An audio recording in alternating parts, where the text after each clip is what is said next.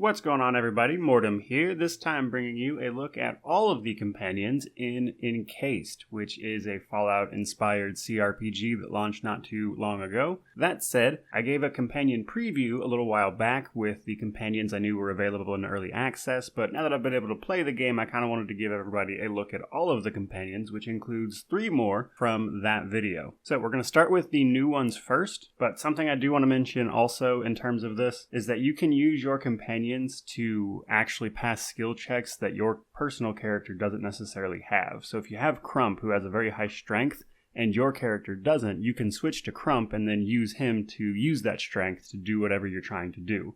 It uses the modifiers of the character you have selected. But with that out of the way, let's jump into the companions that weren't in that previous video first. First up, we have Katarzyna. She is very likely the very first person you'll encounter in terms of companions, but she's not permanently recruitable right away. She'll want you to escort her from Junktown to Magellan. Now, both of these places you have to go to for the main story. In fact, Junktown is basically the first place you go right after the prologue. And she is literally standing at the gate, so she is impossible to miss. She'll ask you to escort her to Magellan, and once you get her there, she'll actually leave you. But after about a day or so, if you go to the research labs in the Magellan station, she can actually be recruited from there if you want to take her along after this. Katarzyna herself is a scientist who was actually ousted from Magellan for something she refuses to talk about until you get her reputation so high. But that's why she needed your escort back into the place to begin with. Now, she herself is kind of a quirky scientist type, and she uses ranged high-tech weapons. And then next up, we have Sparrow. Sparrow is also someone who is kind of directly put in the main areas, so very hard to miss. Eventually, you're going to go to a place called the Picnic Neutral Zone. Immediately upon arriving there, you'll be stopped by a guard who will ask you some questions, and that guard can give you a side quest to go check on a caravan that was attacked nearby. And going to this caravan will actually lead you to Sparrow. Sparrow is a sort of bounty hunter of types. They're like almost a person's over-the-top rendition of a vigilante.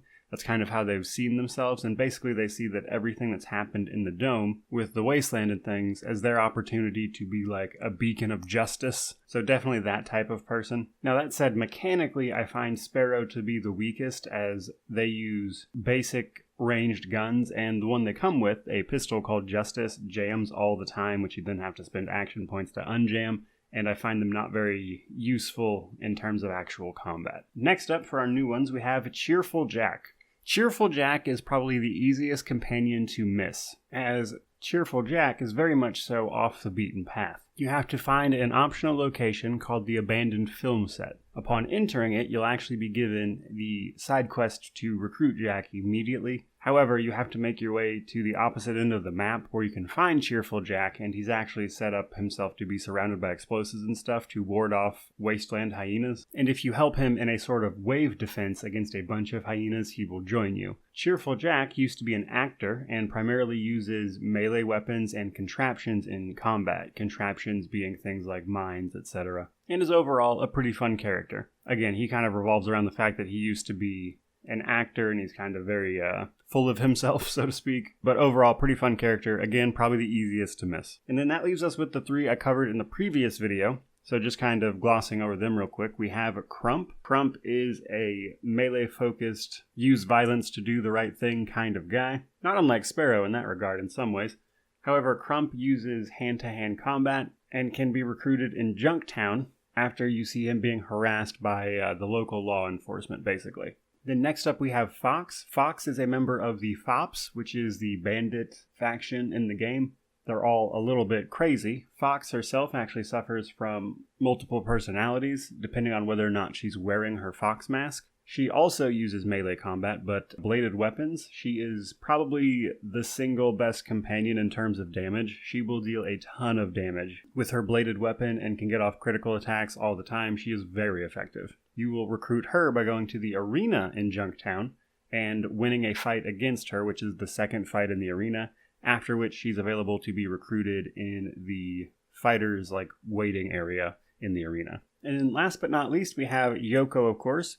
Yoko is a robo-kid Recruiting her is probably a little more involved than all of the others. You actually can either do one of two things. You can head to the Sonora bunker if you find it, or you can go to the research labs in Magellan, talk to a worker there who actually is in charge of all the robots for Magellan, who sent Yoko on a research mission to the Sonora bunker. Once you get to the Sonora bunker, you can resolve a standoff against Yoko and members of the Phalanx, which is another faction in the game. And you have to resolve this in a way that keeps Yoko alive, because if she dies here, obviously she can't be your companion.